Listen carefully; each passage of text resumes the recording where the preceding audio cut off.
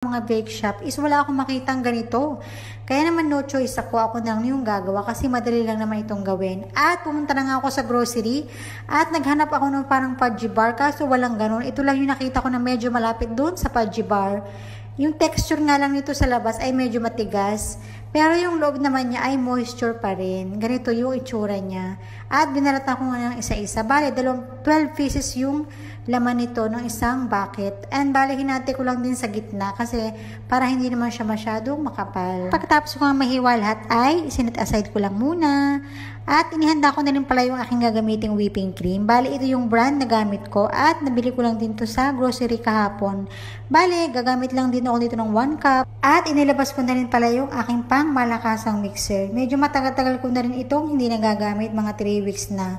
So, kailangan natin itong i-mixer kasi para mag-double at mas creamy yung ating toppings. At syempre, huwag kalimutan ang fruit cocktail. Bale, ito yung brand na gamit ko. Nabili ko lang din yung kahapon sa grocery, 500 grams.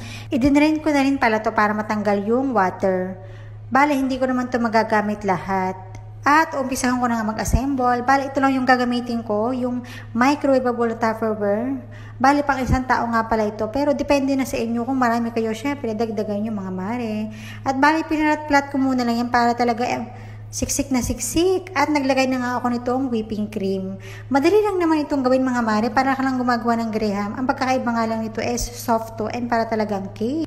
At ma-share ko na rin pala, nung isang araw pa nga talaga ako nito nagki-cravings. Kaya nga lang hirap maghanap dito sa Malaysia ng ganitong klaseng cake. Kaya naman naisipan ko na lang gumawa. Kasi ang dali lang naman itong gawin. O mga mare, alam nyo na. Kapag nagki-cravings kayo ng cake, pwede na kayong gumawa kahit nasa bahay lang kayo. O diba? At bukod pa nga dyan, ay napakadali lang nitong gawin. At nung okay na nga, nilagay ko muna sa ref na mga 3 to 4 hours. At pagkatapos nga ng 4 hours ay eto na, ready ng ating bento crema de fruta cake. O diba, ang sarap. At pag open ko nga ay sobrang excited na akong tikman ito mga mare.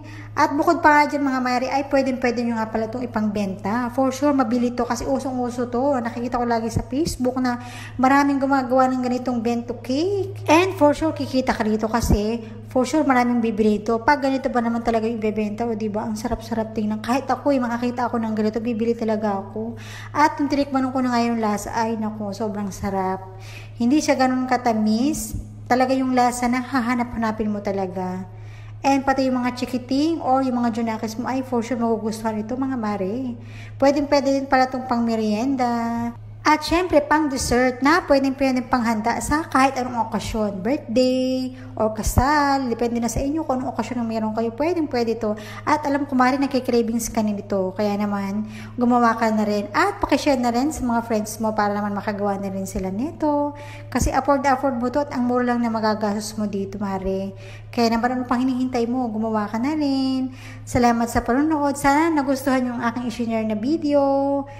Bye everyone! Salamat!